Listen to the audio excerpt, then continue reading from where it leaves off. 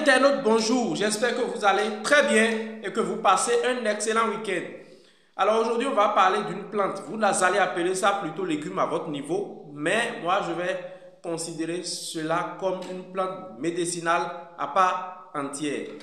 Alors, il s'agit de la Belmochus esculentus. Dans votre jargon, vous appelez ça le gombo. Aujourd'hui, on va parler du gombo. Alors le gombo, ça traîne dans vos plats. Il y en a qui font les sauces avec, il y en a qui le mangent avec du riz, ça c'est rare plutôt. Il y en a qui le mangent avec la pâte, avec l'iam pilé, le téribor, tout ce que vous connaissez. En tout cas, ça dépend de chaque zone et chaque habitude culinaire. Le gombo, c'est une plante qui est dans la famille.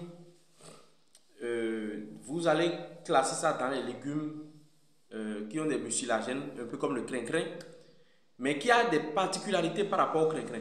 On va en venir. Il existe beaucoup de variétés de gombo. Hein. Il y en a qui sont un peu rouges, il y en a qui ont des rayures dedans, il y a des gombos qui sont bien verts, comme celui qu'on a beaucoup plus au Bénin.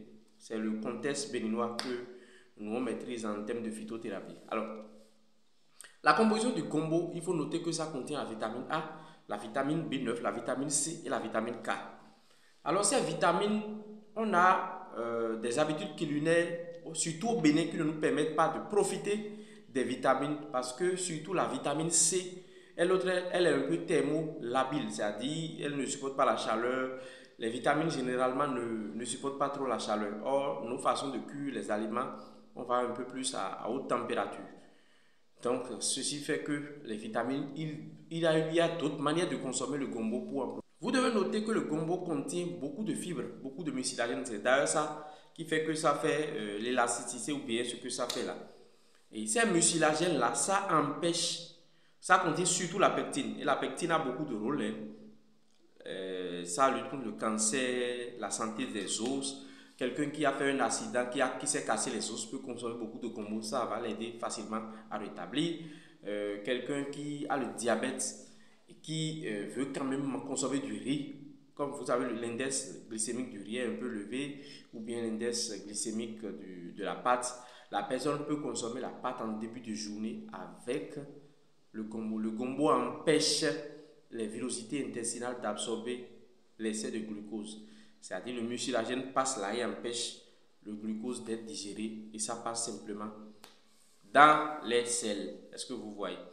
Donc voilà un peu pourquoi on dit que le gombo lutte contre le diabète. C'est que ça ne guérit pas. C'est pas que ça guérit, ça aide vos cellules à mieux gérer l'insuline ou ces trucs-là. C'est que ça empêche vos villosités intestinales d'absorber à nouveau du glucose. Donc c'est beaucoup plus dans la prise en charge. C'est pourquoi il y a d'ailleurs des diabétiques qui mangent le riz avec du gombo. Mais bon, ici, quand vous allez voir ça, vous allez en rire. Mais c'est beaucoup plus significatif. Alors, on va évoluer toujours avec le gombo. Le gombo contient de la pectine, comme j'ai dit. La pectine aide aussi un peu à baisser le taux de mauvais cholestérol. Ça soigne, quand vous avez l'hypertension aussi, c'est bon de consommer le gombo. C'est bon quand même comme aliment, comme légume à prendre. Et par ailleurs, il faut noter que ce même gombo peut vous aider en termes de minerais. Ça contient de la manganèse, ça contient des antioxydants. Et les antioxydants, c'est très important, c'est que ça retarde le vieillissement. Donc c'est bon de consommer quand même le gombo.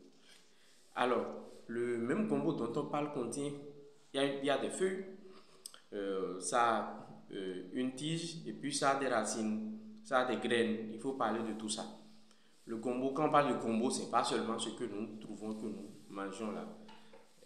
Il y a des graines dedans. Quand ça devient sec, ça a des vertus. La cosse que nous découpons là, ça a des vertus. Les feuilles de gombo sont émollientes. Les feuilles sont émollientes. Quand vous avez des brûlures, il faut mettre les feuilles de gombo sur quelque chose de chaud, c'est-à-dire par exemple le couvercle de casserole au feu, et vous mettez sur la peau.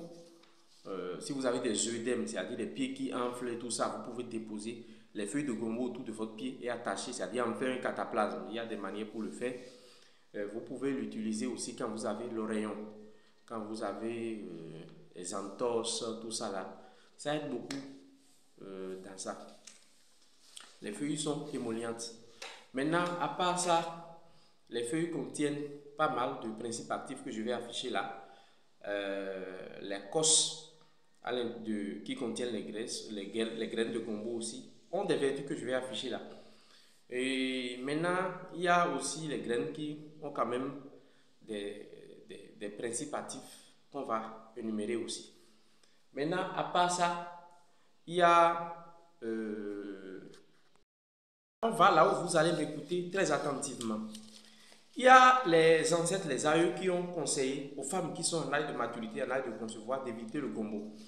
Ils ont dit que le gombo peut donner des kismium et ça peut les empêcher de concevoir, d'avoir des enfants. Et chez les hommes aussi qui sont sujets, les hommes qui sont sujets à tout ce qui est hernie inguinale, varicocèle, tout ça, qui ont présenté des signes de varicocèle ou bien d'hernie inguinale dans leur enfance, on leur dit d'éviter le gombo et la patate, surtout la patate rouge, parce que scientifiquement, on va faire une comparaison entre l'hypothèse, parce que il y a des études scientifiques qui infirment ce que les aïeux disent, mais il faut faire très attention. La science dit que le gombo contient des phytoœstrogènes, c'est-à-dire ça contient les phytoœstrogènes qui se comportent un peu comme l'œstrogène, les hormones au niveau de la femme et la testostérone au niveau de l'homme. Bon, laissons même la testostérone, on va se concentrer sur la phytoœstrogène démontrée par la science. Et on nous dit que le gombo contient des phytoœstrogènes, c'est-à-dire des molécules qui sont semblables à l'œstrogène animal, c'est-à-dire l'œstrogène produit par l'homme, qui sont semblables à l'œstrogène produit par l'homme et qui agirait comme l'œstrogène et qui créerait un déséquilibre hormonal qui peut nuire à l'homme. La science le précise, la science précise ça ainsi, mais la science dit que ce n'est pas les mêmes récepteurs. Au niveau de l'organisme, les récepteurs qui réagissent avec la phytoœstrogène ne sont pas les mêmes récepteurs qui réagissent avec l'œstrogène animal produit par la femme. Il faut faire attention. Les aïeux nous ont dit que ça crée cela, donc il faut faire attention à ça. Il faut savoir que le gombo chez une femme qui est en âge de maturité, ça peut se consommer, mais il faut toujours faire la part des choses à très faible dose, c'est-à-dire rarement. Ce serait bien. Donc, même au niveau des hommes qui sont sujets à la varicocèle, ces trucs-là, on leur interdit tout ce qui est gluant. Donc, voilà un peu. Le gombo, en termes de vertus métaphysiques, vous savez bien qu'on n'aborde pas une plante sans parler de ses vertus métaphysiques. Ceux qui sont au Bénin savent correctement qu'on fait les anciens font des talismans de protection avec les graines de gombo. On dit que ça protège, on ajoute les graines d'Aphromum meliketa, c'est-à-dire le atacon, et puis ils en font des talismans. Il y a pas mal de recettes de protection qu'on fait avec les graines de gombo.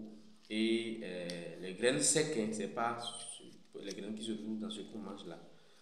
Donc, quand les graines de gombo sont vraiment secs, c'est toujours bien de les avoir sur soi pour la protection, ça, ces vertus-là. Ça fait beaucoup d'autres choses en métaphysique, même les feuilles. Donc, comme cette page n'est pas dédiée à cela, on va parler que de ce qui est scientifique et ce qui fait de la phytothérapie. Je suis Aristide Dalekounon, phytothérapeute, ingénieur des travaux industriels.